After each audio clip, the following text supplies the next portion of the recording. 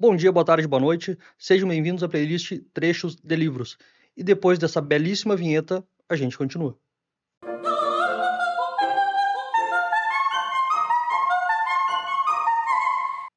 E no vídeo de hoje, eu trouxe um livro da professora Lucilena Galvão, chamado A Lógica e a Inteligência da Vida, Reflexões Filosóficas para Começar Bem o Dia.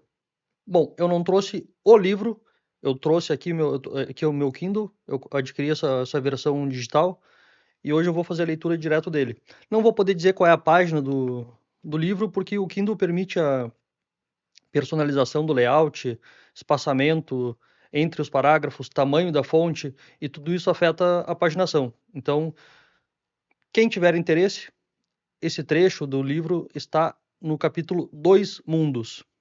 E antes de iniciar a leitura do trecho em si, eu vou fazer dois adendos. Um, explicar de novo o propósito dessa playlist, trechos de livros, e o segundo adendo será sobre a professora Lucilena Galvão, que é a autora do livro.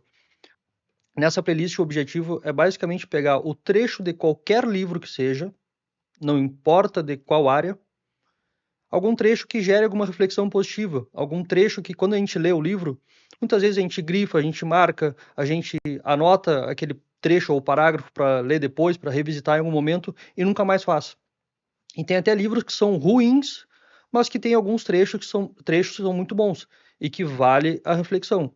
E falando um pouco mais sobre a professora Lucilena Galvão, a autora do livro, eu sou muito fã do trabalho dela, tenho alguns livros dela e já assisti algumas dezenas de vídeos dela no YouTube.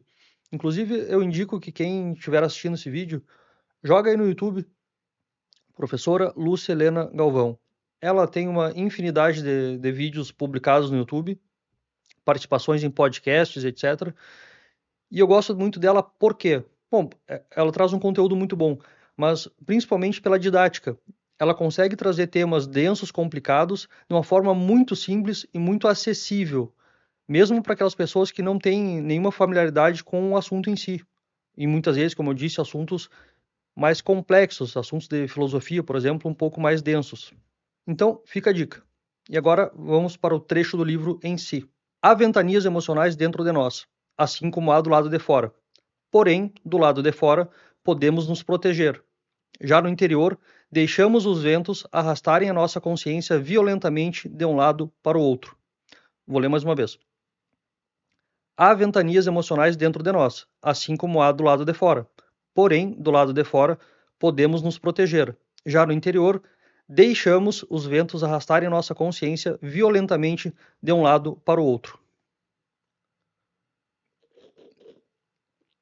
E para mim, o ponto-chave desse trecho é quando ela fala ali, deixamos os ventos arrastarem a nossa consciência violentamente de um lado para o outro, em relação ao interno, ao que acontece aqui dentro da nossa mente. E vocês já repararam que a gente se protege muito do mau tempo externo, mas sempre esquece ou nem tem consciência de que a gente deveria fazer o mesmo com as tempestades que acontecem aqui? Quando a gente sabe que vai chover, ou quando está chovendo, ventando muito, a gente fecha a casa, a gente coloca um casaco, a gente pega um guarda-chuva, a gente fecha tudo, a gente se prepara para o que está por vir, para o que está acontecendo.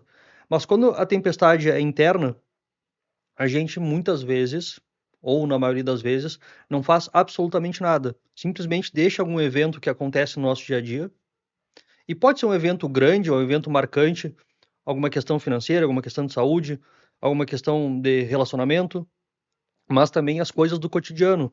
Pode ser qualquer coisa. O carro que não pega porque ficou sem bateria, a geladeira que estragou, uma briga qualquer no trânsito. Então, essas coisas, imaginem que esses problemas, tanto os mais sérios quanto os mais banais, eles são tempestades que acontecem aqui dentro, que geram consequências aqui dentro da nossa cabeça. E quando isso acontece, a gente simplesmente permite que essas tempestades atuem livremente dentro da nossa cabeça sem fazer nada. A gente fica à mercê de fatores externos e não se protege de forma alguma, não toma nenhuma medida para impedir que essas tempestades arrasem tudo que a gente tem aqui dentro.